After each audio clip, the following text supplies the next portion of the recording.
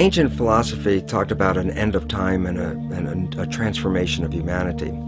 And while they could tell us about when this might occur, they really didn't underline why it would occur. Now we know why we are facing our imminent extinction on this planet and coming to those prophecies and making them real. And that is this. We base our world on knowledge. Knowledge is power. Lack of knowledge is lack of power.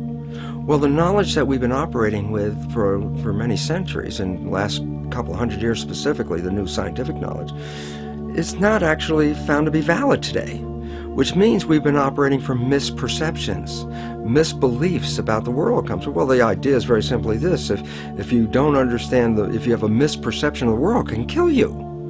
And so the significance, I'll give a simple example, is that if we had an anorexic person standing right here, and you and I looked at this anorexic person, we say, well, this person's near death, skin and bones. And we should ask them, what do they see when they look in the mirror?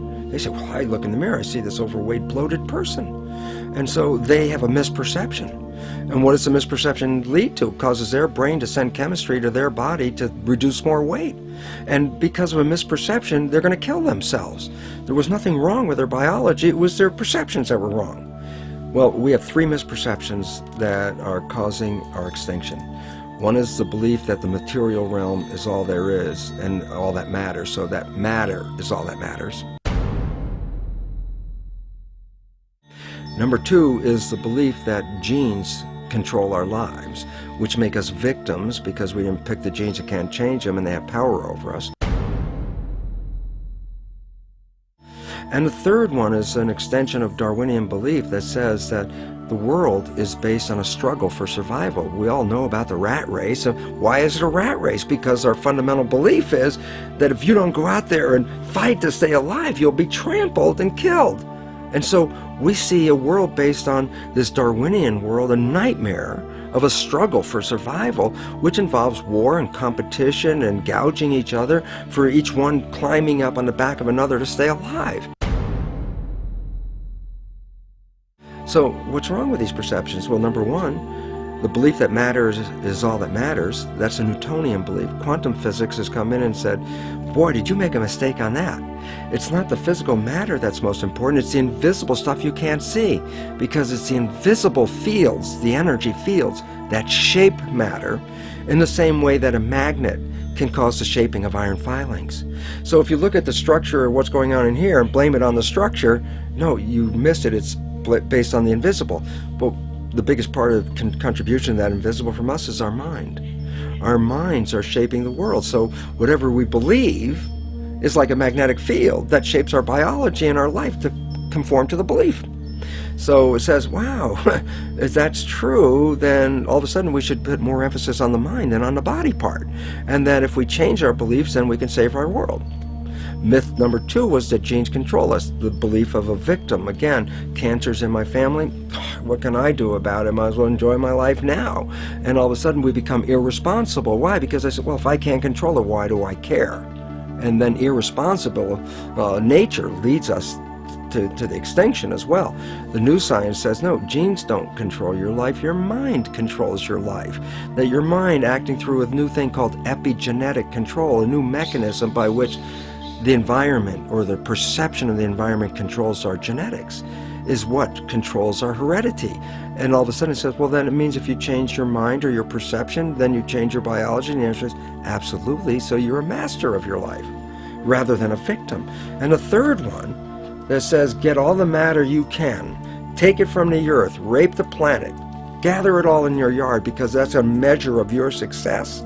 Turns out, no, it's not. And the competition you use to gather all this matter is actually now found to be destructive, because evolution is based on a cooperation. When we look into the biosphere, it's all a balanced, harmonious community except for us, because our belief says it's a struggle. The plants and the animals behind me, they look at it as this is a garden for them. We're the only ones that are out of the garden by a misperception.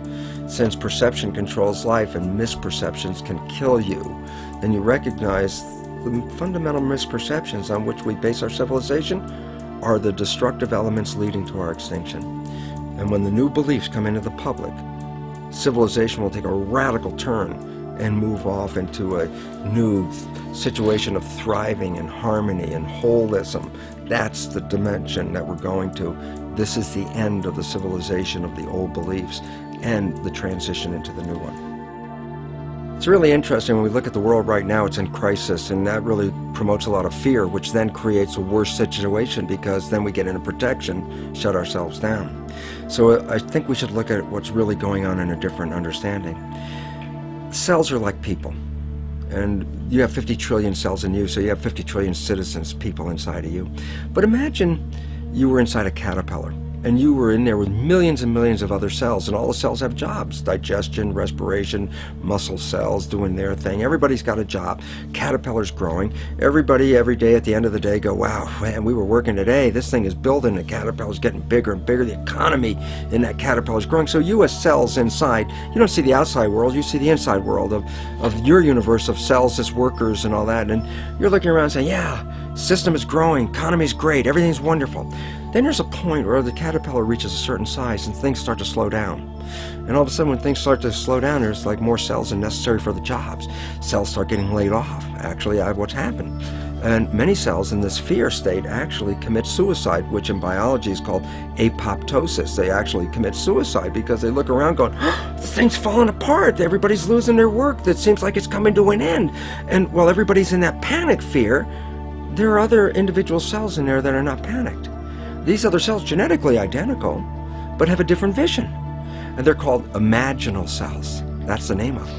And these imaginal cells, they're in the midst of all this falling apart of their civilization, are looking and say, there's something better and more beautiful in front of us. They're the ones that create the butterfly. So from the same population that's going down with the caterpillar, many of these imaginal cells, which are the equivalent of cultural creatives, have a new vision for the civilization, saying, wait, restructure this thing. We can restructure this. We can make something far better. What's happening in the world today is the end of the caterpillar.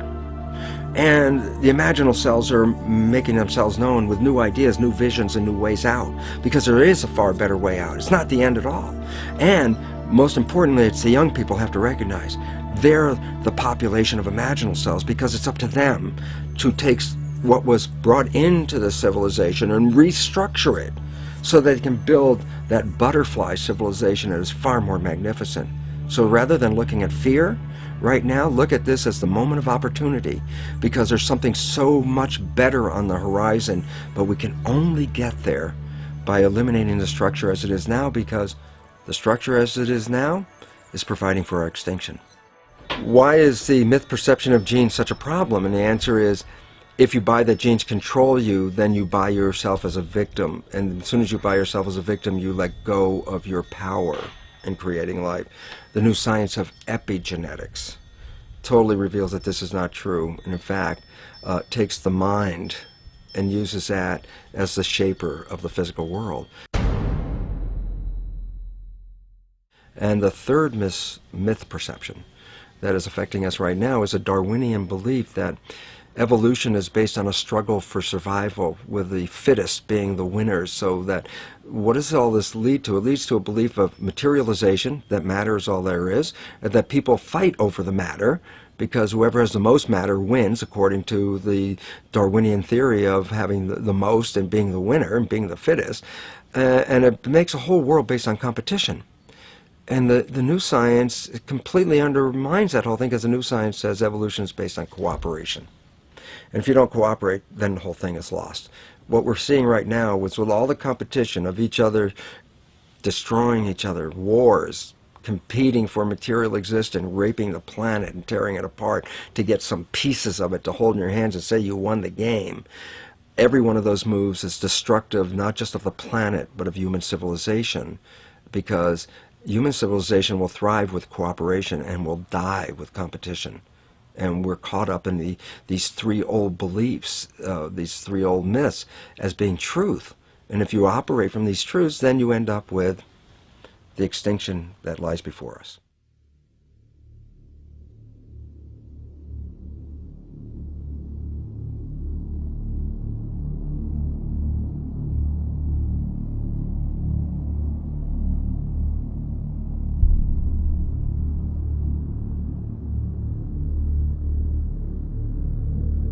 Nice to see you, Michael. Good to be here, Gary. This, I believe, calls into question Darwinian's theory of evolution. Is that correct? Yes, Gary. Essentially, that theory says that human beings like us have been around for about 100,000 years. And before that, you would have had only ape-man-like creatures. Before that, apes and monkeys. What we found, however, when we looked into the entire history of archaeology, my co-author and I did 8 years of research. We looked at every archaeological discovery that's ever been made, and what we found is that there are hundreds of such discoveries that indicate human beings like ourselves have been around for literally millions of years. You know, we had to do 8 years of research, translate papers from German, Russian. You referred to in India the Vedic literature? Well, yes, what is that? I was saying in the beginning that we do take our inspiration from these ancient Sanskrit writings of India. They're collectively called the Vedas. Among them are the Puranas. Purana is a Sanskrit word. It means history. Now, these histories tell of human civilizations on this planet going back millions of years. How do we know those are accurate? Well, that was our question too. Richard Thompson and I, we thought, well, if there's any accuracy to those statements, there must be some factual evidence to back them up. Now, when we looked in the current textbooks, of course, we didn't find any such evidence, but we thought, well, let's look a little bit further. And as I said, that led to an 8-year research program where we investigated every archaeological discovery ever made. And what we found is that, practically speaking, archaeologists and anthropologists have buried almost as much evidence as they've dug up. In other words... Or perhaps overlooked, cast aside? Well, yes, cast aside. And there have been some outright cases of suppression where people who have reported such things have had their careers ruined. We should never, I don't think, be afraid to investigate opposing points of view. This human person who looked like us, existed millions of years ago, did not evolve from an ape, as we are led to believe in the Darwin theory. Why has this evidence been suppressed, and what kind of evidence have you found to support this? Well, I'll give you a very good example. Now, one example from historical times is during the California gold rush days, miners were digging tunnels thousands of feet into the sides of mountains. Now, the rock in these mountains is over 10 million years old. So when they were digging these tunnels, they were finding human skeletons, they were finding stone spear points, they were finding mortars and pestles, hundreds of them at dozens of locations. Now, all these were gathered together, reported to the scientific world by J.D. Whitney, who was the state geologist of California. And he published a massive book about them by Harvard University. Harvard University was the publisher. Now, what happened to these artifacts? Why aren't they on display in museums? Why aren't our children taught about them in schools? There was a very powerful anthropologist at the Smithsonian Institution named William H. Holmes. And he said to Whitney, you, Dr. Whitney, if you had understood the theory of human evolution as we understand it today, you would have hesitated to announce your conclusion, namely that human beings existed millions of years ago, despite the imposing array of facts with which you were confronted. In other words, simply because the facts didn't fit the theory, the facts had to go, and so did Professor Whitney. But back then I would imagine that they did not have the scientific procedures to identify the exact age of bones and matter that we have today. So can you be confident that this researcher was able to give a time for these bones that were found? Yes, we checked with the modern geologists about the age of the deposits. Now, these things continue to be discovered today, for example. And a vast amount of evidence showing that human beings like ourselves have been around for millions of years has been systematically suppressed. And I can give you some examples. For example, in 1979, Mary Leakey, who's one of the most famous archaeologists of this century, discovered in Africa completely modern human footprints, no different from the footprints that you or I would make on a beach today. Now, the thing about these footprints is they were found in rock that was dated 3.6 million years old. And that throws out completely any idea of human origins that's current today. Why would anyone want information like that suppressed? What possible advantage would there be in that? Well, power, prestige, money, there's a lot riding on it. If even one of the hundreds of cases that we document were found to be true, accepted, that would mean that everything we've been told about human origins and antiquity for the past 150 years is simply not true. And I don't think that the current establishment is ready to admit that.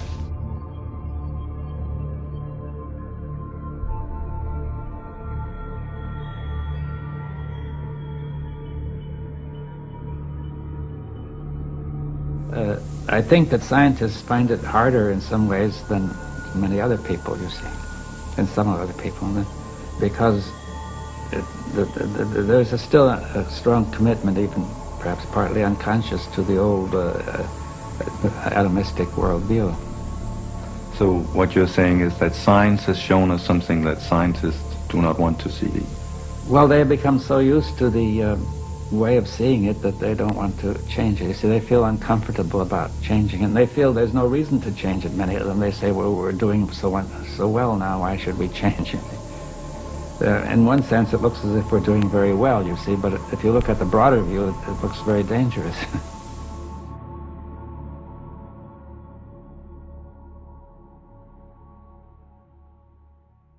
In the 1840s, there was a scientific magazine called The Geologist, and it reported that in Macoupin County, Illinois, which is right here in North America, in the United States, a human skeleton, just like ours, had been uncovered in a coal mine, in solid coal, 90 feet deep underneath the ground.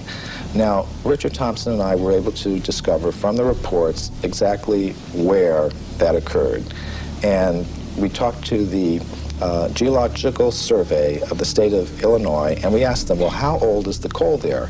And it turned out it was 300 million years old, which means it's older than the Jurassic, you know, that word that everybody knows now, that refers to the dinosaurs. In other words, it was older than the age of the dinosaurs. Wow. Okay, so that throws a whole new spin on it. Yes, indeed it does. And some of the scientists who have read the book have obviously recognized that. For example, William Howells, who is one of the big anthropologists of this century, one of the architects of the current paradigm, he said, well, if what you say here is true, it more or less throws a monkey wrench into our whole picture of how life originated on this planet. And I think it does. Something you alluded to a few moments ago I want to bring up again. You talked about man coexisting with apes and coexisting with another kind of ape-man creature, and you again mentioned North America, and I think, of course, there's always been a lot of interest in Bigfoot, which is essentially where this is coming from. Some of the information that you brought forward is that this is just a descendant of this same wild man creature that was existing years ago. That's a distinct possibility. Now, when I first heard about this subject, I was extremely skeptical, but what turned me around is when I began to read reports about these creatures by very well-respected anthropologists. For example, Grover S. Krantz, who's at the University of Washington, up in the Northwest. He has extensively studied the footprints of these creatures, and he says they're biologically convincing. There is no possible way that they could have been hoaxed, and he's pretty well convinced that these creatures do exist. So that's the sort of thing that convinced me that there is a very good chance that they're there, and from the descriptions of these creatures, they seem to match very well some of the descriptions that we get of the ape-man-like creatures that supposedly existed millions of years ago. Okay, so, but yet we keep coming around to the same thing. People just don't want to believe it. They just, like you said, well, they're skeptical. They go, oh no, that's just a hoax. They're not hearing the information that noted scientists are finding.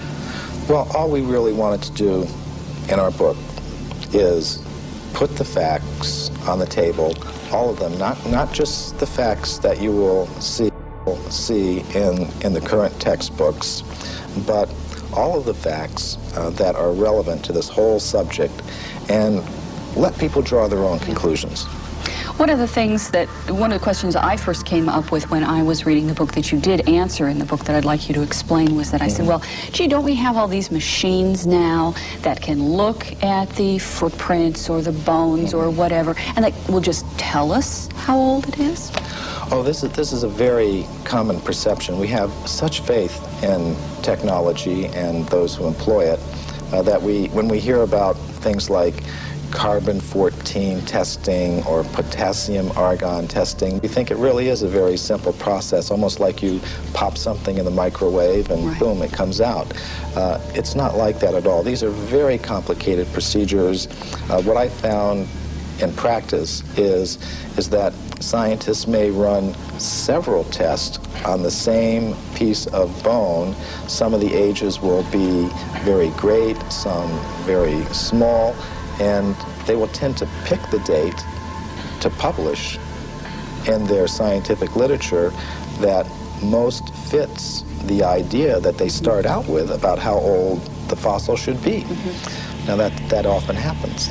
What do scientists and researchers have to gain by distorting their findings? I mean, you would think that if they truly think that they found evidence of man pre-existing the dates that we take for granted right now, that they would want to be published, that they would want people to hear about this, that they would get their name up in lights, as it were, as making this remarkable discovery. Why is this so suppressed? Well, there are tremendous pressures for conformity within the scientific community. For example, for every academic post that opens up, every professorship that opens up in an American university, there are generally hundreds of applicants. And it does not help your reputation if you go reporting things that should not be reported. It could be very bad for one's reputation. And in our book, we document several cases of that. For example, Virginia Steen McIntyre. She's a geologist who I personally know. She lives in Colorado now. She went to Mexico in the 1970s, and she was a geologist with the U.S. Geological Survey. She dated a site there where some human artifacts have been found at 300,000 years. All her test results show that that was the age of that site. But because that went against the dominant idea that human beings have only been in North America for 30,000 years, she said she was not able to get the report published. She was labeled a publicity seeker and a maverick in her community of scholars, and she said she eventually lost a professorship that she held at an American university because of this, and hasn't been able to work as a geologist since.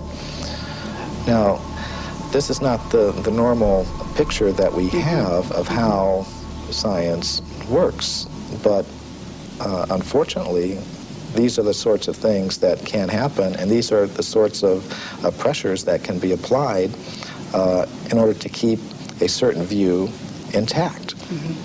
So what do people need to do now? They apparently, we need the public to open their minds up a little bit more to alternative ideas to what we've been taught. Well, I think one thing we need to do is develop a little bit more of a healthy skepticism towards pronouncements from spokespersons from the scientific community.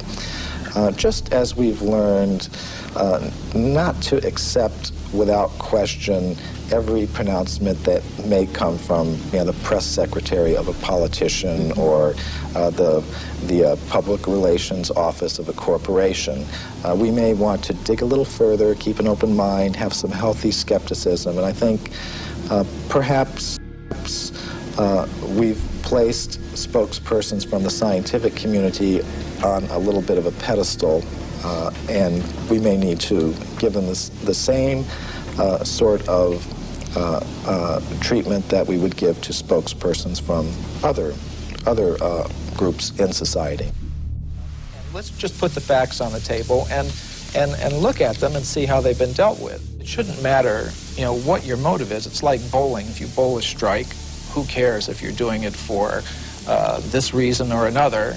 I mean, facts are facts. Now, the facts that we've uncovered... we know statistics can be distorted for whichever way someone wants them to be distorted. We know that. Right. You and I could take the same statistic and change it around and make it look different. So let's look at them. You have talked in terms of the fact that scientists don't cheat. That's a myth. You say there's actual cheating going on. Oh, that's very well documented. For example, the Piltdown case is a very famous case that documents that. Now, what that has to do with is early in this century, there was a purported discovery of an ape man in England based on a skull and a jawbone. And this Piltdown ape man, was in the science textbooks for about 40 years. And then suddenly it was revealed that the British Museum had tested these fossils and determined that it was a very elaborate hoax.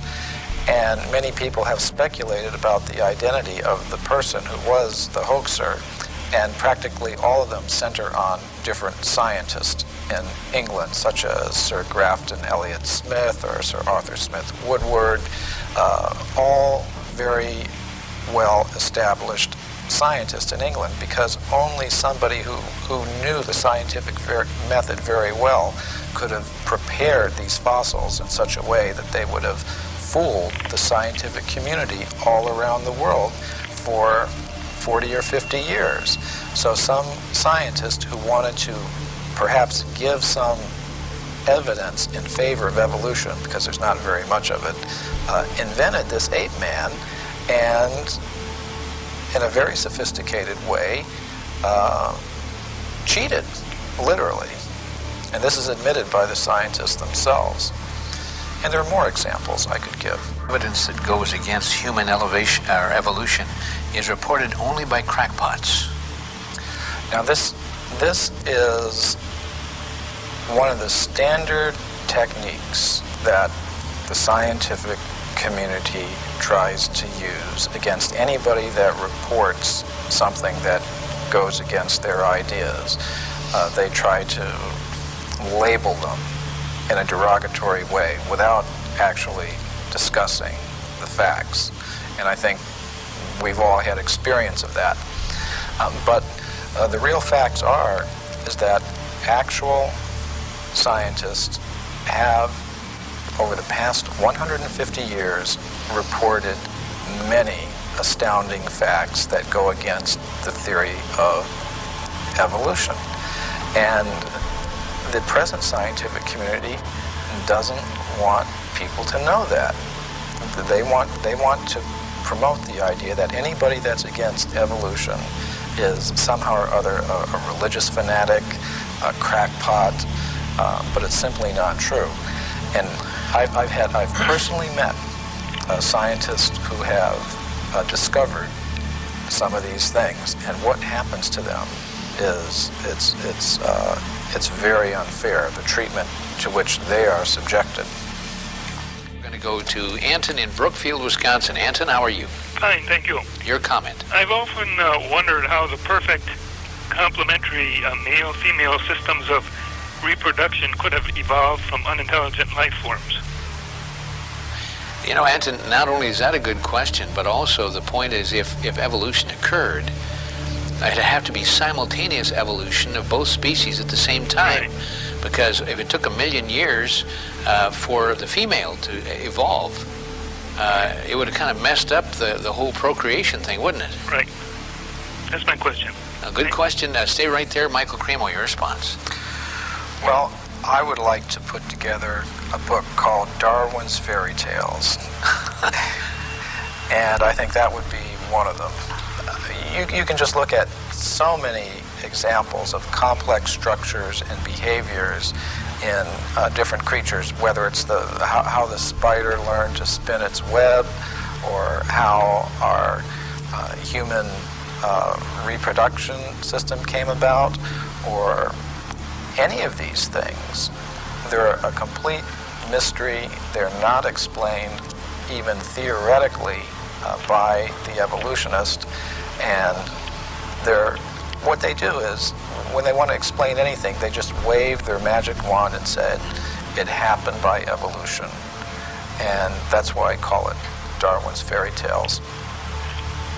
If you were to predict what archaeologists might find, you would say, well, they would tend to find a very bewildering mixture of anatomically modern human fossils, ape-man-like fossils, crude stone tools, articles indicative of a higher level of culture, all sort of mixed up and going back, hundreds of millions of years. Mm-hmm. I think you might also predict that given the biases of investigators towards a linear progressive idea of time, with things beginning in a very simple state and progressing in a linear fashion to a more advanced state, that they might edit that record to conform to their linear progressive biases. And indeed, both predictions we found in our investigations do come true. You actually do have that very bewildering, mixture of advanced artifacts and bones mixed up with more primitive ones, going back hundreds of millions of years. And you also do find a very systematic editing of this record to conform to a linear, progressive, you might call it evolutionary, view of things, which is quite amazing. Of course, if we have this sort of cyclical picture, circular picture of things, much of conventional science will need to be readjusted. There's still a strong commitment, even perhaps partly unconscious, to the old atomistic worldview. So what you're saying is that science has shown us something that scientists do not want to see. Well, they become so used to the way of seeing it that they don't want to change it. You see, they feel uncomfortable about changing it, and they feel there's no reason to change it. Many of them, they say, well, we're doing so well now, why should we change it?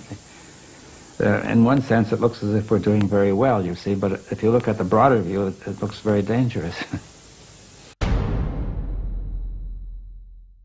Now, many people are talking about this new worldview that's coming up these years. Do you see a new worldview coming up in the Western world?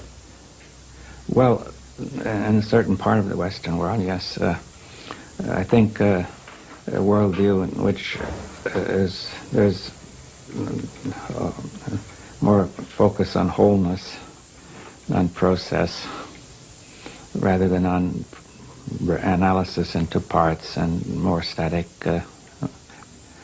constituents. But does that come up because we want it, or because we are forced to take on it? Well, probably both. I mean, that is, I think a certain fraction of the people want it. Perhaps they're tired of the old one, they don't feel it's working. And also there's some evidence for it, I think, especially in physics, and probably in other sciences as well. The evidence in physics comes partly from relativity and partly from quantum theory. Or perhaps more from quantum theory than relativity. Again, all of these you see combined to the notion that the universe is a kind of indivisible whole, rather than analyzed into constituent elements which interact as separately existent. So the classical level, Newtonian level, is explained by quantum mechanics as a limiting case, you see, of a more, so that you have a whole, but the whole determines itself to behave somewhat like independent parts in many cases. So even whether it's going to be behaving like parts is determined by the whole, right? But what we can see is the parts rather than the whole. Well, we see, in physics, we see the parts because that's the way we approached them the last few centuries.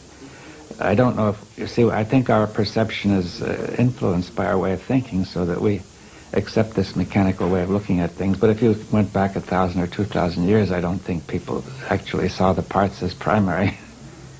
The way we see it depends on the way we think, you see. We actually make up everything in the sense all these theories are made up by us, but in these theories we place the parts, we may either place the parts as fundamental or the whole as fundamental. Right? Now, the quantum mechanics is placing the whole as fundamental. That's, I think, the most basic change it makes, right?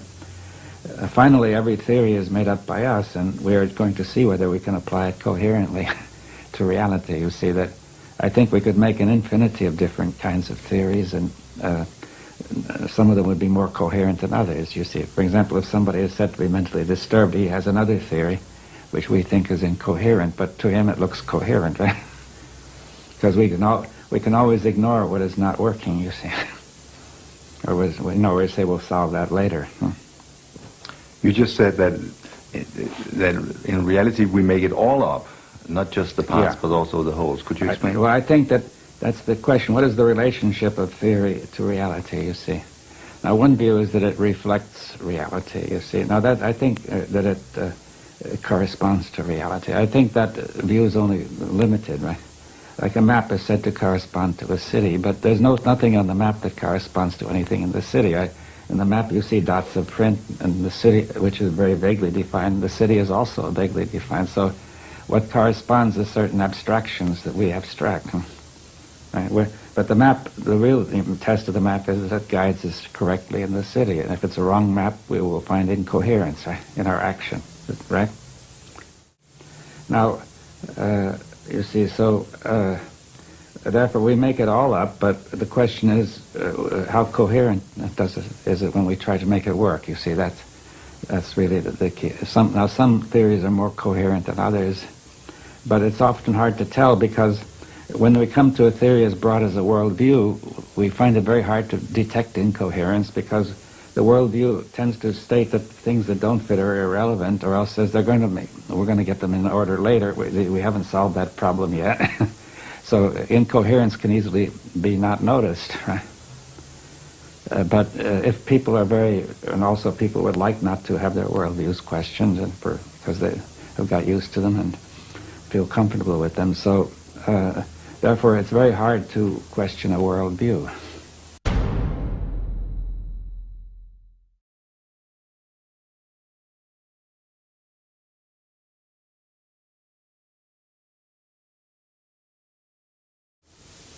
But in effect, that's what you are doing. Yeah. And in effect, you are questioning the whole Western worldview. Yes. Well,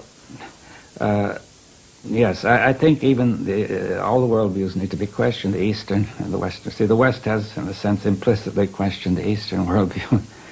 Every worldview, I think, is limited.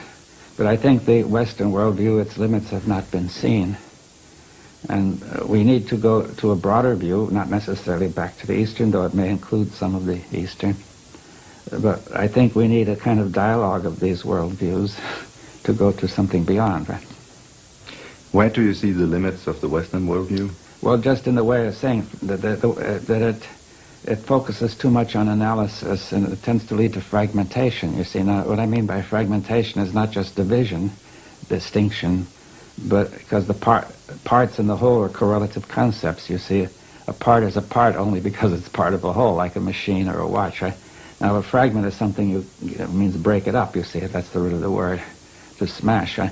So if you smashed a watch, you would get fragments. Now, the Western view, it aims at getting the true parts of the universe, but in some ways, perhaps it gets fragments, not to some extent in physics, but much more so in fields like biology, psychology, sociology. and so on. Right? Now, if you break it up falsely into fragments, then you have confused. You see, you're going to treat these as separate when they're not, and also you're going to unite what's in the fragment when it's not united, right? So it leads to confusion. So in the West, you tend to confuse the part for the whole and vice versa? Yeah, you get confused about the part and the whole because you take a fragment as an independent whole. But if you take the true whole that includes everything, it would also include you and include your perception of the whole. Yes. So could you ever tell me your way of perceiving the whole to anyone else?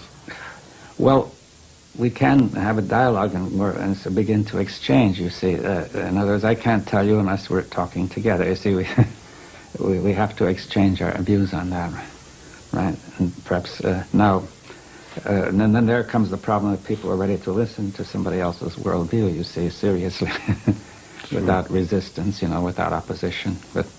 But I think the observer is an intrinsic part of the whole. That's what quantum mechanics is teaching us too in physics, right?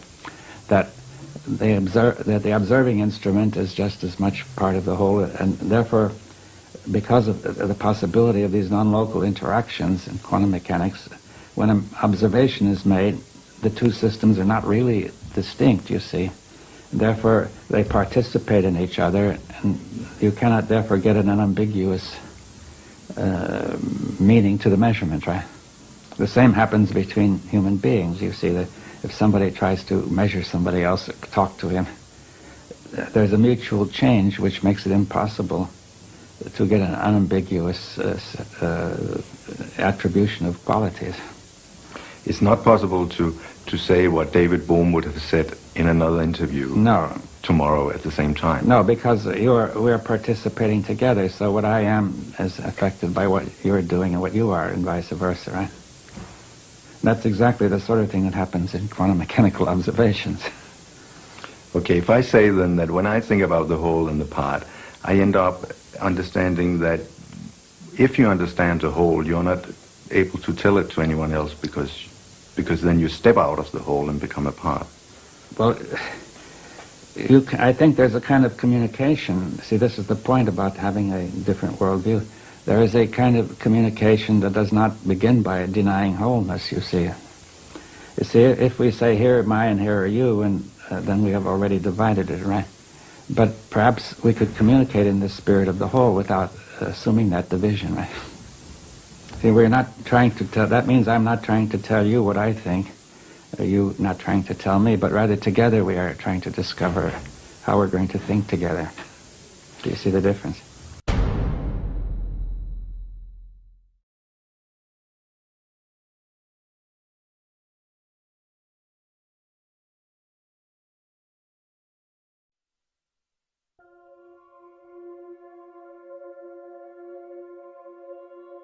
So you eventually became a biologist. What did you actually learn then? Well, it was interesting because I became a biologist, a developmental cellular biologist. I'm working on cells, of course, and in my graduate work I was cloning stem cells. And it's interesting because a lot of people think stem cells are something brand new that just came into this world recently, and the fact was I was cloning stem cells back in 1967, 40 years ago. And the significance was, while I was doing this research, I was also teaching medical students. So I was teaching medical students the foundation of how cells work, the conventional story out of the textbook. Genes control life, what we call the genetic determinism, the belief that genes control your traits, behavior, your physical characteristics, etc. And what my research revealed when I was studying the stem cells was this, very profound. I put one stem cell in a petri dish all by itself, and it would divide every 10 to 12 hours. So it'd be 2, 4, 8, 16 cells, 32 cells. After about 2 weeks, I have thousands of cells in the petri dish, but what was unique, they were all genetically identical. But then I did the experiment. The experiment was to take some cells out of the dish and put them into a separate dish with a different environment. Okay. And so the environment is the culture medium, but the culture medium to cells is like the world that we live in. It's got the air, the water, the food, all the things in it. So I take the cells out of my stem cell dish, put them in a separate dish with a different environment, and the cells form muscle. But then I went back to the same dish with genetically identical cells in it and took some cells out and put them in a different environment. and they form bone. And then I went back to the same dish with genetically identical cells and put them in a third petri dish with a different environment, and they formed fat cells. And there I was confronted with this reality. All the cells are genetically identical, but they had different fate: fat, muscle, bone. I said, simple question, what controls the fate of cells? And the answer is the environment. It was the only thing that was different because they were all genetically identical. So I started to really say, oh my goodness, here I am teaching genes control life to the medical students. And yet the cells were revealing to me that, hey, they all had the same genes, but it was the environment that I put them in. And so the environment controlled their life. And a very simple experiment that is very profound for us today is, if I took my dish with plastic petri dish with cells in it and moved it from a healthy environment to a less than healthy environment, the cells get sick. And if I were a doctor of cells, you might say, well, what kind of drugs would you give these cells? And it turns out, no, you don't give the cells any drugs. You just take the dish from the bad environment, put it back into a good environment, and the cells will innately, naturally come back to health again. So how did this realization impact you at the time? Because you were teaching something completely different. Yes. You did this experiment and you realized what you were teaching wasn't the full truth. Oh, absolutely. And then I had a problem with my colleagues because, first of all, they doubted my work, and then I brought them into the experiments and I had them observe them, watch them, and they all said, wow, yeah, the environment controls the cells, but they wanted to marginalize it, so they would say, oh, that's an exception or an anomaly because we're teaching genetic control. It didn't fit the story.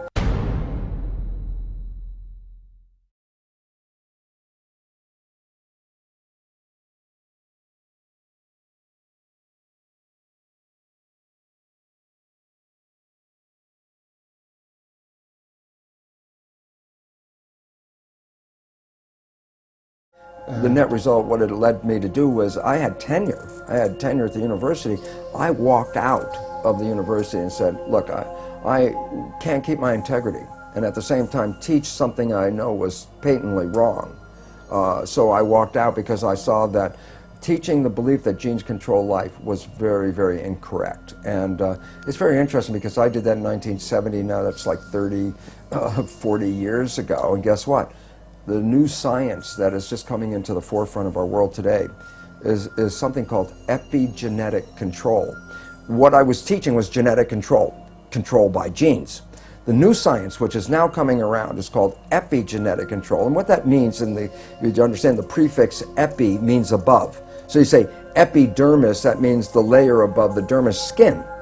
If I say epigenetic control, literally it says control above the genes.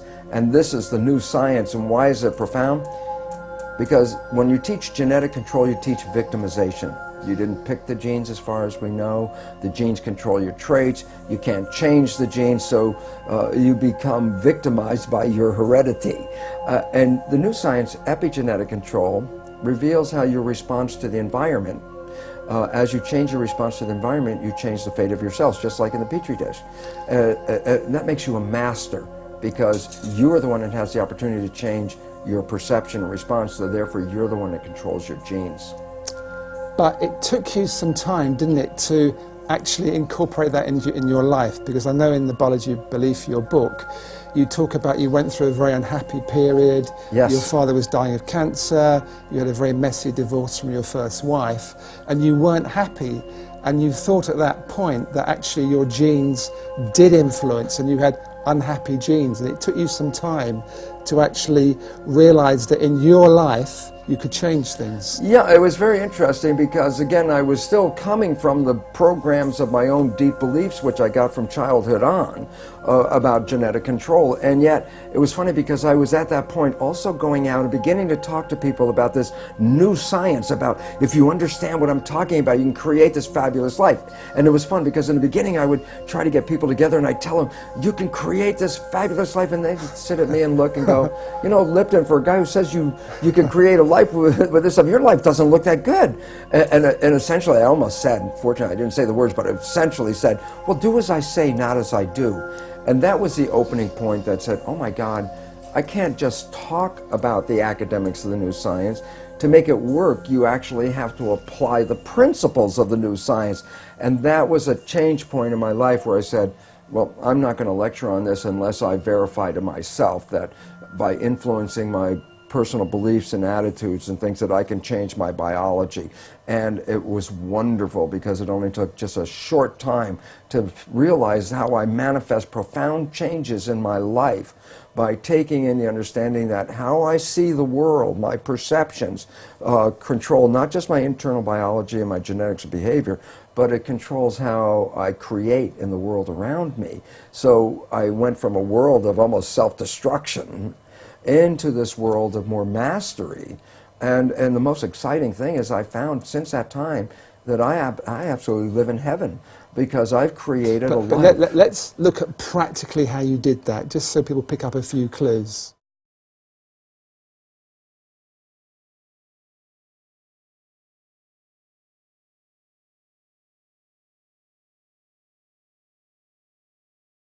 Okay, well, the first thing is this. The work showed that your mind's perception of the world changes your biology, the chemistry of your body, which changes your cells. And I said, okay, so if you control how your mind operates, then you can control your chemistry. But then here's where the problem comes from. There's two parts to the mind.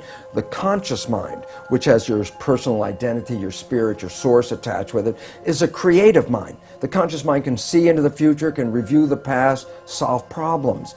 The subconscious mind, the other mind, is more of a habit mind. That's when you learn how to do something, and once you learn how to do it, you don't have to think about it, it's automatic. Well, most of us walk around in the world thinking that we're running our lives with our creative mind. And I'd say, Emmett, what do you want out of your life? And you would say, oh, I want to be healthy, I want to have great relationships, and then you try to say, I'm running my life with these beliefs. But science has now revealed that we only run our lives with our conscious mind at most about 5% of the time. So we're running on these subconscious programs. 95% of the time. Okay. And then the issue is, so where'd you get the fundamental programs that you operate from? And here's the thing I learned is that it's in the first 6 years of our lives that the brain is in a functional state, an EEG state, the electrical activity, that is not even in consciousness. A child doesn't even reach conscious brain function until about 6. So the first 6 years of your life, your brain function is lower frequency. It's called theta, which is like a hypnagogic trance, a hypnosis. So the first 6 years of your life, you're like a television camera, recording everything around you, everything you observe, just going in from your observations into your programming. So we acquire beliefs and attitudes and behaviors, not from ourselves, but from our parents and our family and our community. These become the fundamental beliefs. A very interesting point. The Jesuits were very proud. They would say, give me a child until it's 6 or 7 and it will belong to the church for the rest of its life. What they were saying was what they knew, which science is now finding out. The first 6 years are programming. And whatever program you get, that will be the rest of your life. So that's why they said, just give me the first 6 years. And it turns out they were precise. The first 6 years is download a program, and that's when you get your behaviors from those around you. So you were able, by realizing this, to then look at how you were living your life on a practical level and say, I am not going to be governed by these pre-programs. I am going to live my life in a more conscious way. Am I oversimplifying this? Yeah, that's a fundamental statement of how it works, but it's not as easy as, oh, okay, I've just changed my thinking about it. It's like, well, because as the thinking is not that much in our control. The brain is operating, as I said, 95% from the subconscious. But how did you actually then get results in a relatively short space of time? Well, the first thing, how does the subconscious learn? And that's a very critical thing. The conscious mind can learn from reading a book. So the subconscious mind can read a self-help book and you go, wow, that sounds really great. And then you find you read the book, but your life is still the same. And it turns out, why? And the answer is because the subconscious mind is more of a habit mind, things that you repeat over and over again. So the reality is, if you can stay conscious, be present, and when those negative thoughts come in our head, and psychologists tell us 70% of the time, the thoughts that are going through our head are negative and redundant, so the same negative thoughts are going through. If you could stop those thoughts, if you could hear them as they come through, like, oh, that's not going to work, or this will never happen, those kinds of thoughts.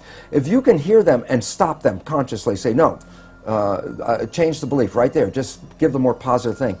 As you repeat this more frequently and you keep repeating it, the subconscious mind begins to learn. So as a habit, if you stay conscious and you have to work at it, And here's why. People say, well, how come only 5% from conscious mind, 95% from subconscious? Because the conscious mind can think into the future and think into the past and solve problems. Then think about it yourself. Most of the time, you're thinking about something. Well, if you're thinking, you're using the conscious mind. Well, if you're using the conscious mind for thinking, then who's running the show? And the answer is, when you're not paying attention and you're thinking about what I'm going to do tomorrow, your subconscious is running the show. So you used the words, be present. Be present. Which be mindful. We hear a lot. So be mindful, which really means be aware of what's going on. So you get an automatic reaction, you're aware of that, and you say, I don't want to go there, that's an old pattern, and you look at a new way to be in that situation. Exactly. And you have to repeat it over and over again, because if you think, well, I got mad at myself yesterday because I repeated that same stupid thing, and I got mad again today because I repeated the same stupid thing, and then people give up because they get frustrated. And it's like, no, it's a habit. So you have to every day, but ultimately you can repeat it. Yet there are, fortunately now, very many new healing modalities that can help you rewrite the subconscious beliefs much faster. So I get very excited because some of this may take work for people, because you have to really be present, and yet we're so bombarded with information and our lives are so busy that our conscious mind is almost always wandering, trying to resolve issues and problems and things we have to work out, which then means the subconscious mind is running the show. And it's very interesting, because most people will be very familiar with this story. I tell it to my audiences and they all laugh because they're familiar with it. And I say, look, you have a very close friend. You know your friend's behavior. And you happen to know your friend's parent. And at some point you see that your friend shares the same behavior as their parent. So you casually volunteer, you go, you know, Bill, you're just like your dad. And that's when you have to back away from Bill, because Bill's the first guy that says, how can you compare me to my dad? And everyone laughs because they're familiar, but I say, no, there's two very profound points from that one story. And profound point number one, everybody else can see that Bill behaves like his dad. He got his programming from his dad. It's only Bill who doesn't see it. And profound point number two, we're all Bill, because all of us got programming, and all of us operate with these programs, and we don't even see we're doing it. That we, even when told we're doing it, will deny that we do these behaviors because we don't even see when we're doing it. That's why it's called subconscious, below conscious.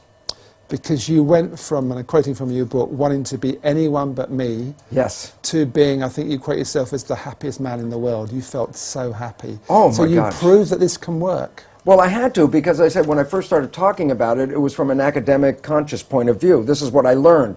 But my subconscious programs were still exactly the same. So while I had this wonderful knowledge, my life still wasn't anything I wanted to brag about, it because it wasn't. And as you know, that old game, well, who would you like to be? And I could think of anybody I'd rather be than me. And yet, when I started to apply the new science and rewrite the subconscious so it supported me rather than the programs of limitation or disempowerment that we get from our parents and our community as children, which almost all of us get, when I put in the new programs, all of a sudden I started to find, my goodness, my life completely turned around. All wonderful things started happening in my life. I was healthier. I haven't been to a doctor in 20 years. I don't need that. I don't take any of their drugs. Why? Because most of the illness is just from the stress of not living in harmony.